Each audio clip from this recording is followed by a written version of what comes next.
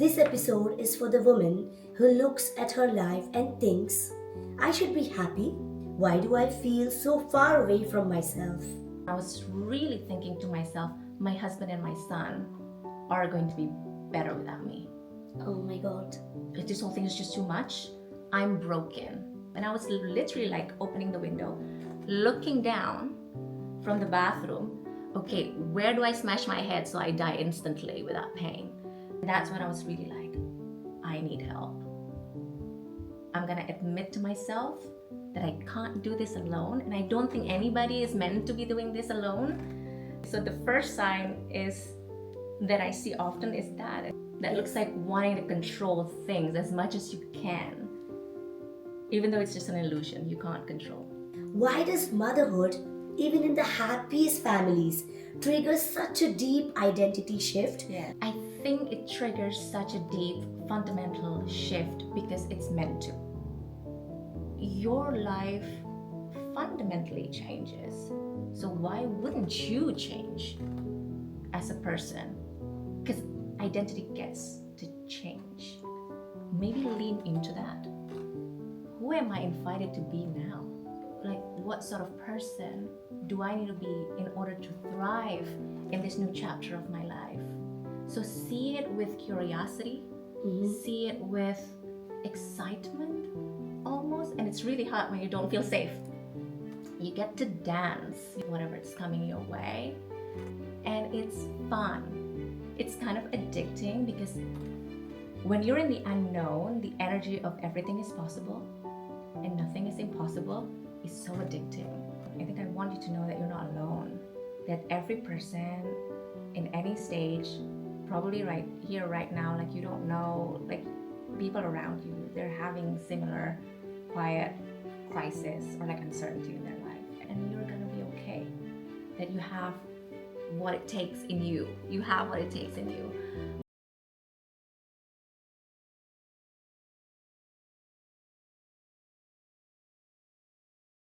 So let us begin gently, where so many women find themselves today.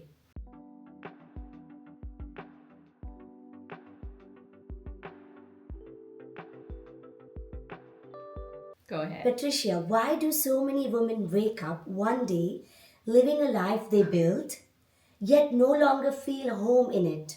You're starting strong. This is a very loaded question, and you can have like an entire set of series of podcasts just trying to answer this one particular question, right?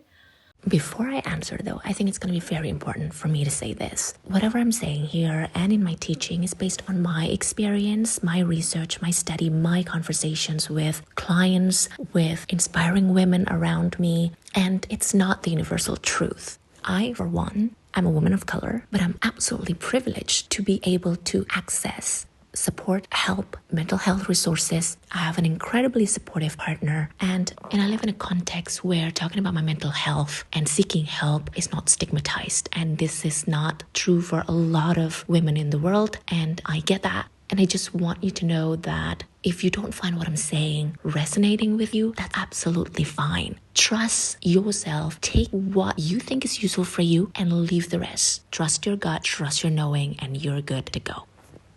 I will start with the idea of home. Let's start there, because ideally, when you're really thinking about home, what you want to associate with home is the sense of safety, it's a sense of belonging, of acceptance, unconditional love. Like that's what we associate home with in an ideal setup. But the reality does not always reflect that, right? So I think a lot of us long for those senses, and we're not able, or we think we're not able to access it in the situations where we find ourselves in. A lot of the time, we feel like all those things can be sourced from the outside, or they always come from the outside. But I think we're actually like looking for them in the wrong place. Ideally, what you want to realize that like those are the things that are innate within you, that you always carry with yourself. And that's the reason why I'm so passionate about the things that I do, because I get to show the women like, hey, look, you get to have these things in your pocket. You get to carry it around with you wherever you go. But that takes time, that takes practice. And in the meantime, you get to also learn how to lead yourself to make sure that the circumstances around you, the externalities, could help you achieve those first. So start with the circumstantial power and the ability to create an environment in which you can grow. And at one point, you're going to realize that you don't need those things, actually, because it's all sourced from the inside. Exactly. So that's what makes me super excited about the things that I do. What you just described, I think many women feel it inside at some point. Yes. And it also sounds very familiar to the woman listening, I'm sure. And what are the first quiet signs, not the dramatic ones, Yes. but the subtle, almost invisible ones that a woman is beginning to feel when she's losing herself? So before I answer these questions, I would like to jump into the statement that you just made about how familiar it sounded when someone is kind of like retelling the story or talking about this narrative that we always have it in me. That's exactly what we need to do. The remembrance, the remembrance, and the knowing, because we are, in a way, like all born knowing our place in the world. If you see our kids, right? They know exactly what they want. They know exactly what the purpose is. If you ask before you go to school, okay, what are the things that you want to do today? What are the things that you're passionate about? They actually know it without a doubt. And I think as mothers, as parents, you get to see it as well. It doesn't come from anywhere. You have small childs, they haven't even gone to school. They haven't gotten the influence from the externals that tells them who they need to be and where they need to end up. Yet they just know. And I think that's what we want to get ourselves at, that journey of unlearning and remembering what is it that we've known our whole life, basically. Yeah, that's an excellent additional point from you about the remembrance. Like you're asking about the subtle signs, there would be as many set of signs as there are people in the world, Oh, wow. because everybody is very different, right? Everybody is very different. But when I look at myself and what I also learn and notice from the clients that I've worked with, when you feel like you're losing yourself, or like losing your sure-footedness, and you feel like things are slipping away, the immediate reflex, just like as when you're like falling and like slipping, it's like to grab something. You're gonna grab, you're gonna hold on yourself. to the things that you think you can hold on to. What does that look like? That looks like control. That looks like wanting to control things as much as you can. Even though it's just an illusion, you can't control anything. The only thing that you can control is like how you respond to the invitations from the world, from the universe, right? But there are certain things that you can make yourself believe that you have control over those things. And then you become obsessed with it. And when it doesn't go your way, oh my goodness. Frustrations. We throw tantrums. Not our kids. We throw tantrums. And it's really, really interesting for me because I remember maybe about 10 years ago, I had a very stressful job, and I felt like in that job I was kind of like pushed to be somebody that I was not. I started losing myself, as you would call it, and I wanted to have this like one morning gardening. I was just like, it's so stressful. I just want to have this one morning gardening. I'm gonna take a bus. I'm gonna go to Jumbo and I'm gonna buy myself some kind of like nice, lovely plants and stuff. You know, like, okay, I need this to work. I missed the bus by 30 seconds and I fell apart at the bus station. And I was crying over something that's like, so another bus will come in 15 minutes. It's not a big deal, right? But it really felt at that time when I failed to accomplish this like little thing that I should be able to control, my world fell apart. Who am I if I'm not in control of this?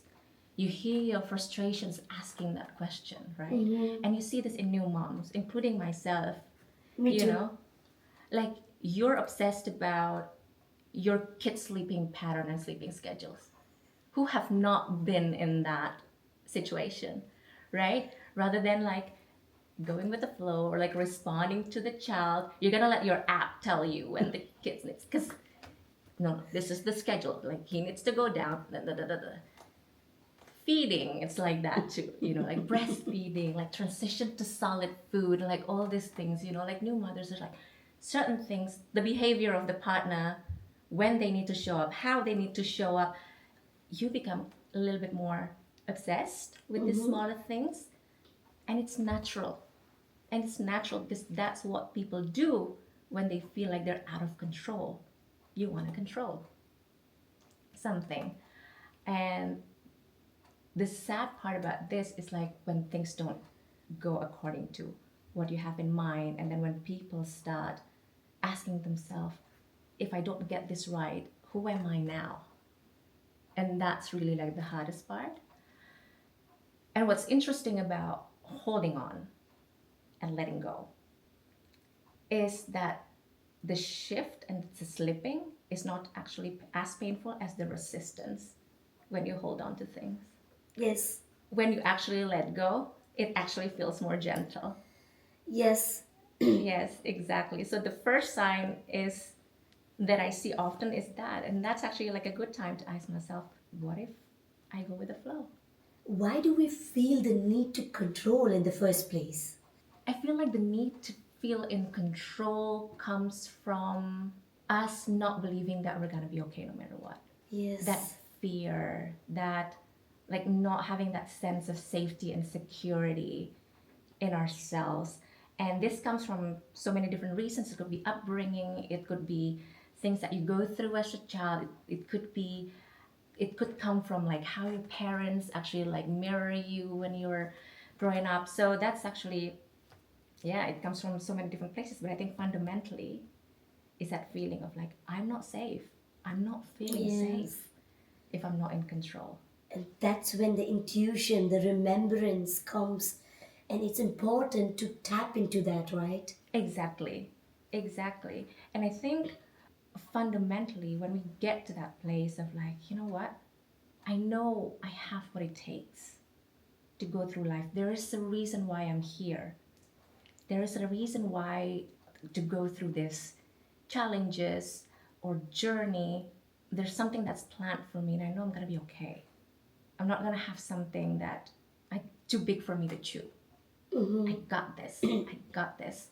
Um, I think you're gonna be able to let go and be in the flow a little bit more. What's exciting about my job is that I get to lend that faith to my clients, because sometimes you don't have that faith in you that you're gonna be okay just yet. You don't Yes. have that faith in you that you got this. And I'm always super excited to be their number one cheerleaders. It's like, no, no, no, you got this. Like, I believe in the, and that's the thing. You get to borrow those things from other people too until you have it yourself. And that's super useful. amazing. Yeah. I think I had goosebumps when you're explaining some parts because I'm a mother myself. I can relate to those things, especially about having everything under control. Yes. I want to bring this more closer to the lived experience, especially from your own lived experience. You've mentioned that you moved through some dark emotional chapters during matrescence. Yes. What was the moment you realized I cannot keep living disconnected from myself? So I think first of all, I didn't realize that I was living disconnected from myself. So that wasn't what I was saying to myself, right? I just knew that this does not work out. I don't know what it is, but whatever it is, it's not working out and something has to change. And that point was, I remember me and my husband had an argument about something quite small. Like we don't even remember anymore what we were like arguing for. But I felt so overwhelmed, so overwhelmed. I had to retract myself. I locked myself in the bathroom. My husband's like, "What are you doing? What are you doing? Are you okay?" Like he was trying to kind of like, get me out of it and like let's talk. And in the bathroom, I was just like We were living in an apartment 5 stories up, and I was really thinking to myself, my husband and my son are going to be better without me. Oh my God. This whole thing is just too much. I'm broken, and I can't put this on them. I can't put this on them. And I was literally like opening the window, looking down from the bathroom. Okay, where do I smash my head so I die instantly without pain? I was like in that point when I was really thinking that I'm so broken, I don't know what to do anymore, and my kid and my husband will be better off without me. I managed to get out of it. I managed to talk myself out of it. And that's when I was really like, I need help. I'm going to admit to myself that I can't do this alone. And I don't think anybody is meant to be doing this alone. I need help. And then I started reaching out to different people that could potentially support me. I have a therapist, I have a meditation teacher, I have just rows of people that I bring into my village. And I think I'm super privileged that it's not stigmatized here in Switzerland to reach for help like this. I know in so many places it's stigmatized to actually come out and seek for help for no good reason whatsoever.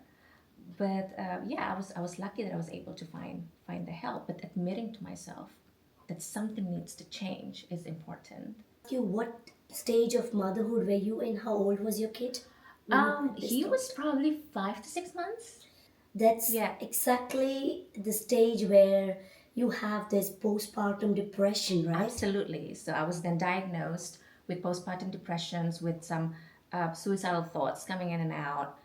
The truth is, after I was diagnosed with postpartum depression, I realized that a lot of it was a surprise. So it's not really like the emotions that I had to go through, but it's the surprise that those emotions would come.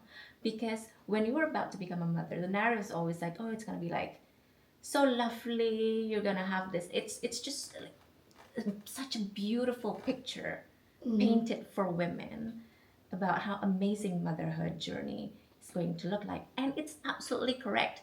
But it also comes with all these challenges as well that nobody ever talked about. And when it was talked about, it was more like not in a helpful way. It's like, oh, you'll see. You know, Yes. you're gonna be so tired, and then it's more in like a complaining and like venting kind of way rather than like helping you prepare for what it actually is. So that's when I realized that I want to change the conversation. I want to be able to share that, hey, motherhood comes with, it's a whole thing. It's the Yes. whole thing, and you get to feel them, and it's okay. You get to feel blissful. You get to feel grief. You get to feel, yeah, you get to feel everything. Yes, because it's a total shift of identity for a woman in terms of many roles, right? You suddenly lose that old you, and then you don't even know that you have a new role. Yes. And you have to figure it out on the go, Yes. on the job. That's the toughest Yes. part. And you don't get to grieve that part that you lose. No. You were not given that space. There's no time because you're just gonna catch up. Because suddenly you turn from being super capable in like whatever it is that you're doing because you went to school, you know, like you're probably like at the job or like you're like an adult person knowing how to carry yourself in the world. And then suddenly you're kind of like doing and learning everything from scratch Yes. on the go. And it's jarring for a lot of people. So yeah, the identity shift, and not just identity shift, physical shift as well, right? Internally, externally, what you can see, what you cannot see, your hormone structure, your brain structure change. It's something that people don't talk about as much. And people were surprised. It's like, why is nobody telling me about this before? Like, what the actual fuck, right? So you're allowed to feel like that. Thank you for sharing that so nicely. I want to take this more broadly into motherhood. Yes.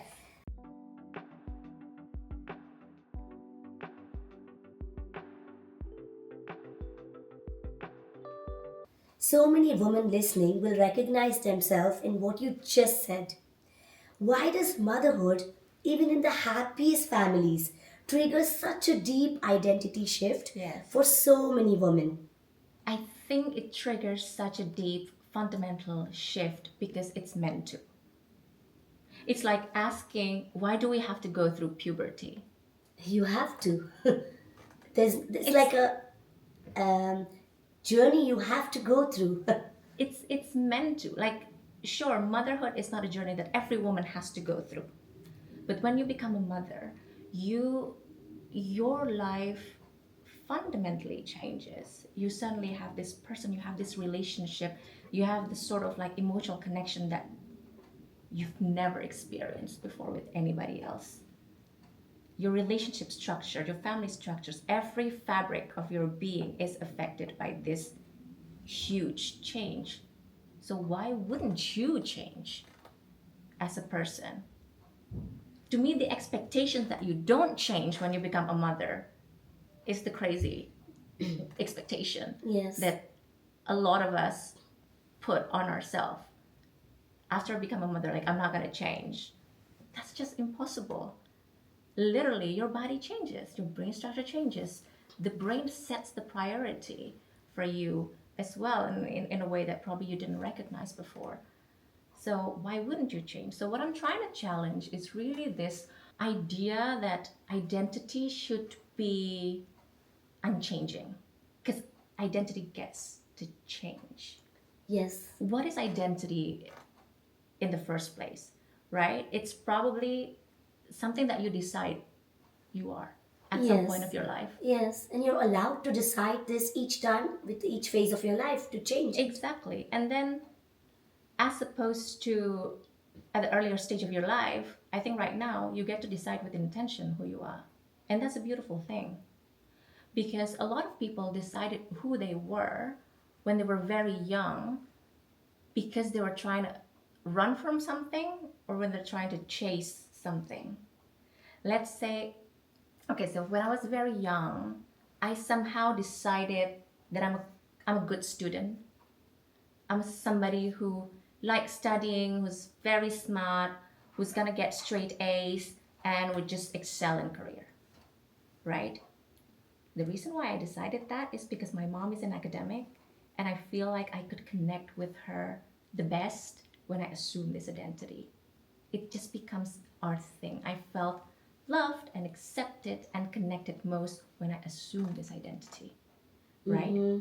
So I study hard. I always want to, I don't know, go into different competitions, like get straight A's, like a valedictorian, like all these things. I have to chase my career. But that is just an identity that somehow I decide I was. That I decide to assume because of this certain connection. My mom was an academic and she works very hard. She's a workaholic and that's just who she is. But there's a reason why she chose that personality. She chose that identity as well. It was because when she was really young, she was actually like given away by her parents. And she always wanted to return to her home and be accepted. And at some point she did. Oh, so But she then- had to work for it. She had to work for it. And even when she returned to her home, her parents were like, no, no, no, no, no. You're not supposed to be here anymore. So if you want to be a part of this family, you had to work for it. So she was verbally, like physically abused. She was, she had to do all the house chores. She has like six other siblings. And she had to kind of like wash everybody's clothes. Like, for some reason, life was just like very, very hard for her. But when she found herself in the library, when she found herself in the classroom, that's how she could tap into different social groups and feel accepted and recognized and acknowledged, which is something that at home she didn't get, like circling back to that whole discussions about home. So identity in a way is something that we assume because we need to run away for something, we need to, or like try to get something out of it. Identity in the end is something that you pick up along the way and it gets to change. And now that we're our own women, hey, it's on you to become intentional about who you are. How do you help other mothers as your clients, being a caregiver, while still honoring their own soul's desire. In the way the question was phrased, it almost felt like the soul's desire and the motherhood are on the different sides of the balance, Often right? we feel that, right? I But mean, we're juggling. it's not true. That's something that I want to challenge. That's something that I want my clients to know, and that's how I help them juggle, because it's not one or the other. It's not one or the other. Like, you can't be the best mother you can be if you're depleted, right? Like, it's like a cliche saying, like, you can't pour from an empty cup. And it's so cliche, but it's so true. And also, when you're not living your best life, what kind of message are you sending to your kids? That they don't get to, that one doesn't deserve to, that it's not attainable and it's not accessible. You don't wanna send them those messages, right? Because kids do as you do. They're watching, mirroring They're us. watching, they're mirroring you. And I think it's such an important skill that we can pass on to our kids when we say, like, look, this is how I'm setting boundaries. This is how I'm learning to become more resilient. Hey, life is not always easy. I'm struggling too. But this is how, and like, you're kind of like sharing that journey with them, and you're kind of like bringing that along. If we're really thinking at what kind of life our kids would live in the future, I can't. I can't imagine. Like, the world is changing so rapidly. The social construct was challenged so incredibly much from all different sides, politically, intellectually. Like, the jobs that our kids would do, if there are jobs at all, probably have not been created right now. So the skill of adaptation skills are very important for them. Learning how to be resilient, learning to unlearn what they know and relearn, that's very important. And that's what I try to do with my clients in whatever topics, right? I think that's very, very deep work you do. As a mother, it's not easy. Although you say, I still, as a mother, I want to be transparent. I can already imagine your clients responding to when you tell them exactly Yeah. what you just said. But how can I choose between motherhood and my own passion? It's not possible. And that's exactly the resistance I feel also Yeah. while I'm talking with you. Yes. But that's where, you know, it's interesting how you described the next phase, how it can be, unlearning and relearning. Often we need to do that. Yes. And I think the key is like bringing them along in your journey. Yes. Right? It's about you, but you get to bring people along as well. Yes. And I really think that's an important skill, to be vulnerable with your kids as well. I think a lot of us change, and I don't know whether you want to include this or not, but in the final report, but one of the biggest heartbreaks that kids had is when they see their parents hurt them, and when they see their parents kind of like fell off the pedestal that they always put their parents on. As a child, you see your parents as somebody who's all-knowing, Has figured out has everything. figured out everything, would always make the best decisions without failing. Kids put their parents in such high pedestal, and when their parents fell, that's probably like one of the first or biggest heartbreaks that a kid would ever have, that they would actually like carry. For me, I try not to go on that pedestal at all. So you be who you are as a human already from the beginning instead of creating that wrong wall of like, I'm perfect, I figured out everything. Exactly. There are parents who don't want to show the hard parts when you are falling apart in front of the kids. But I think Exactly. that's what you're saying. You be who you are, and kids see that you can fall apart, but you can also Yes. come back together. Resilience. Exactly, exactly. And then you're depriving your kids from that opportunity to learn these things when you're kind of like, no, I'm just gonna keep it together, conceal, don't feel, don't let them know, like Elsa would say. No, let it go, like, and be in an honest conversations with them. Yes. I'm doing this work for me, but I'm also doing this work for you. Yes. So if you say like, hey, I need that time in the morning to I don't know, like be with myself, do my journaling, do my meditation, do my qigong, be in the body. I'm doing this for me, but I'm also doing this for you. If you want, after half an hour, you can join me. How about that? We sit together and we inhale and we exhale, right? You bring them along. And I think that's a beautiful opportunity for connections rather than like seeing it as like an opposite, one or the other kind of, spectrum. Many mothers feel incredibly lonely after becoming a mom because friendship shift, their village changes. Yeah. What are the three realistic ways a mother can begin building her community from zero? From zero. And this is very relevant, for example, for women like us who are expats, we live away from the family, we came from a certain culture that does motherhood slightly differently from the community we find ourselves in Yes. these days, right? So this was hard for me. This was really hard. I moved to Basel 1 month before I gave birth to Sano. I don't speak German. I didn't know anybody. I know like one or two people, and they're like really lovely, but also they were kind of like living a different life. So the biggest learning or the biggest unlearning that I had to do was to let go of the idea of a village that I had in my mind.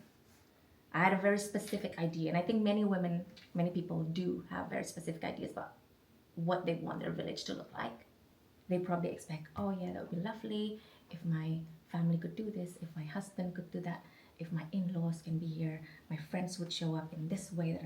You have a very specific idea. Let that go, because not everybody is meant to be in your motherhood village, and you get to have different kind of villages.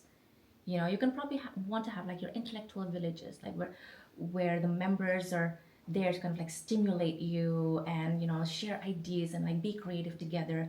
You get to have like village for, I don't know, like build your body and getting strong, then like feel well, and then you go to the gym, and then you have like your crew there, and then you have your like party village, like when you Yes. want to have fun and like go crazy, go for like a morning coffee rave somewhere. You have a different village, but not everybody is the best fit for your motherhood village, and that's okay. And once you let that go, you let that expectation go of the people that are around you, I feel like you kind of like automatically be in that energy that invite people that have the same vibe.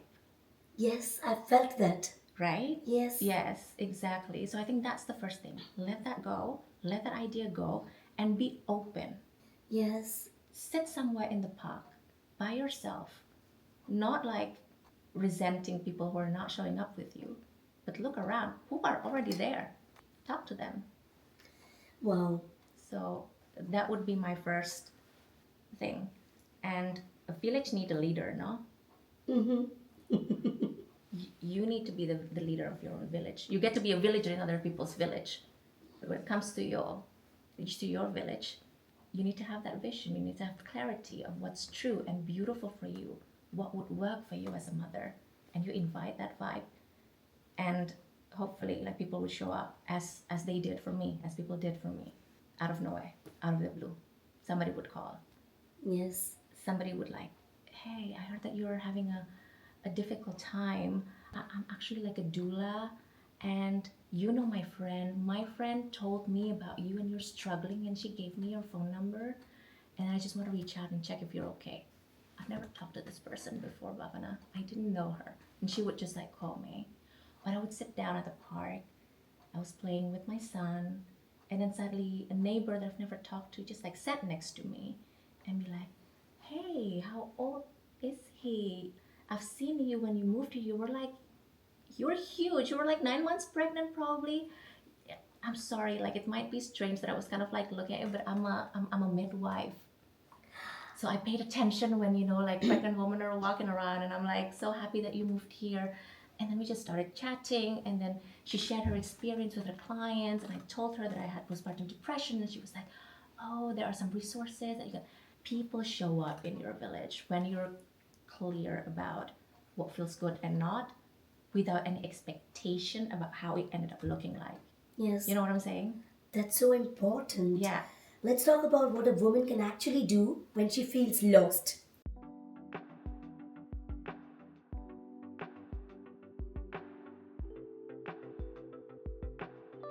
When a woman says, I don't recognize myself anymore, and this is every woman who becomes a mother, I can tell you, Yeah. I've also said that to myself. What is the first small step she can take? The first small step is saying it out loud. Saying it out loud and recognizing that. Saying it out loud, recognizing that, that's 70% of the work, you know? It's like, okay. And second of all, and this is probably counterintuitive, but maybe lean into that rather than trying to, I don't see myself, I want my old self back. No, when you say like, I don't see myself, lean into that. Who am I invited to be now? Like, what sort of person do I need to be in order to thrive in this new chapter of my life? So see it with curiosity, see it with excitement almost, and it's really hard when you don't feel safe. That's the first thing that I would do with my clients. Let's find your sense of safety before we do all this work, because it's not gonna be easy. It's gonna be hard. Like leaning into these things that you don't know, leaning into the unknown is hard. So let's find your sense of safety first. But yeah, lean into that. Be curious. Answer RSVP to the invitations. That's what I would do, because your life is different. You are not the same person because probably you're not meant to be the same person anymore. Why do you have to move back? You've talked about compassionate boundaries Yes. before. What is one boundary a woman can set this week Yes. that they would immediately lighten their emotional load? I wish there is a clear answer to that. So this is probably like very annoying and frustrating that I'm not like answering that like straight on. But before we talked about what do we put boundaries around, what I'm more interested in is about how we set those boundaries. And why haven't we set those boundaries before? You know, the reason why a lot of people don't set boundaries is because it's not fun to set boundaries, and they don't see it as compassionate. They see it as a rupture to relationship. They see boundaries as something or like a tool to keep people out. And I hate this perspective. And I don't use the word hate very often, but I do because I think it's so wrong. When we see boundaries as these like mean things that people do to keep people out, you don't want to do it, because when you set boundaries, normally you set boundaries to people you love and care about, no? To your partner, to your parents, to the in-laws, to your kids. So I don't want to set boundaries because boundaries are mean and these are people I care about. So we gotta switch the mindset. Boundaries is about honoring your relationship with these people so that you don't resent each other in the end. So that everybody gets to play a nice role that they feel comfortable in, that we can have honest conversations about what's working and what's not. So boundaries, honest relationship. They don't rupture relationship. It's not about keeping people out. It's not about punishment. So that's the first thing that we need to really shift our mindset around. Boundaries are kind. And then the second thing is there is setting boundaries and there's setting boundaries. Okay, let me give you a real life example. Let's say I'm somebody who needs my morning for myself. I keep saying this because it's true. I need my morning for myself. So I wake up at like 5 or 6 in the morning. I do my qigong, I do my meditations. Sometimes I do my journaling, or maybe when I don't feel like doing any of those things, I would just like sit down and have my tea. But it's so important for me to get my head straight in the morning. How do I protect that? There is this one way. Hey, I really need this morning for myself. So from 6 to 8, please don't come down. There's this space. If our son wakes up, you take care of him. And please, please, please don't come because this is so important for me. That's a conversation that I don't like to have. But it's different when you're saying it this way. Hey, you know what? I realize when I have the morning for myself, I feel so good through the day. It really sets me up straight. I feel like mentally speaking, I can take a lot more. I have more capacity to hold, and it just feels so good. And I feel like I can become a better mother. I feel like I can become a better partner to you. The problem is sometimes I don't get that though. Sometimes it gets interrupted when our son wakes up, and then he would just like come down and interrupt my meditation. And I feel exhausted a lot more easily. Sometimes I even feel like my boundaries is disrespected. Would you help me protect that? That's such a nice reframing you did. Would you help me protect that? Because I really want to be the best version of myself for Yes. you and our son. Yes.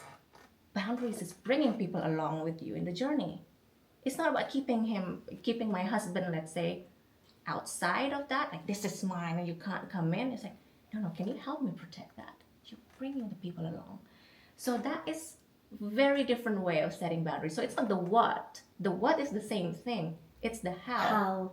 That's the key with boundaries. And it takes practice.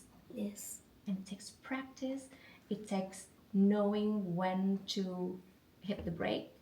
There are like sometimes there are some instances where your boundaries have been crossed and be like, I'm gonna talk to that person right now and I'm gonna give him the piece of my mind, right? And some people deserve that and there are time for that too. And I'm like, yeah, go girl. Like that's not always productive. Some people deserve it. Just vent. You have your time. But if you want to become actually like if you want to have like a productive conversation and an efficient boundary setting, knowing when to break is important. Knowing how to get to the truth of what you actually need and where that comes from, that fundamental truth of why this is so important to you, knowing what type of support that you actually need. Those things are important. So setting boundaries is not a spur in the moment kind of thing. You got to go back.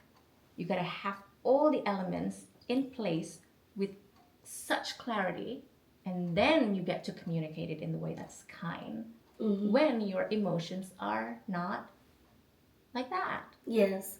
Wait a bit and then go and Exactly. rephrase it. Exactly. So when we're at work and we have to present some ideas to our boss, to our colleagues, you prepare, no? Yes. You do your research, you put together a PowerPoint, you do what it takes to be like super clear, and you even practice before. But you don't do this to the most important people in your life. Very good example. Right? So I'm like, no. Boundary setting takes time. It takes practice. It takes emotional regulation. It takes figuring out the pathway to find your own truth and remembering what you already know all along. And it's about communicating your true, most authentic self in a way that's kind and bringing people along. So that's what boundaries are.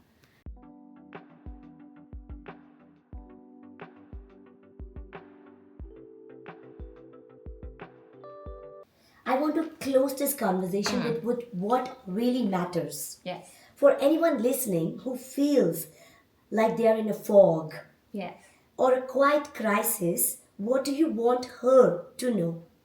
That you're not alone. I think I want you to know that you're not alone.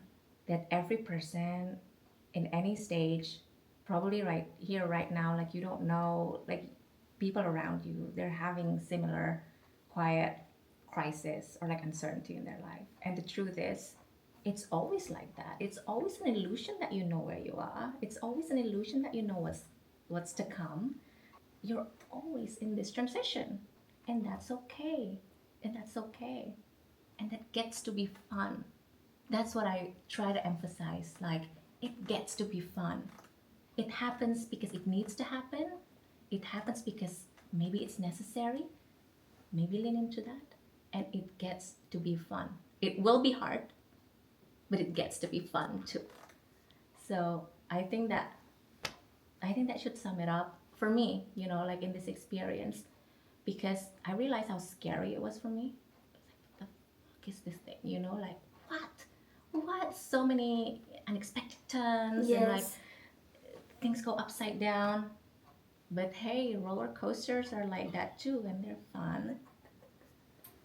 Yes, I like your examples. We were in Dubai last week and we went to this crazy water park with some of the most extreme slides in the world. And I feel like, hey, life is a bit like that, no? Yes. I feel like there is and this is my faith, and there is like a greater power, whatever it is that you believe in. and there's a reason why we're here, and then there's something that's already in place for us, that's calculated so perfectly without us having to have control over those things, and we're just in for the ride. And you don't know the turns that's gonna come on those slides. You can't plan for it, but it ends so quickly. First of all, you look back and it's like, whew, that was quick. And we worry so And much. you worry so much, and then you don't enjoy the ride. The truth is, a lot of people after those crazy slides, they was like, I will never do that again. But nobody said, I regretted doing that. A lot of people said, like, I'm glad I did it. I'm not gonna do it again, but I'm glad I did. Have fun along the way. And yeah, and you're not alone, and you don't have to be alone.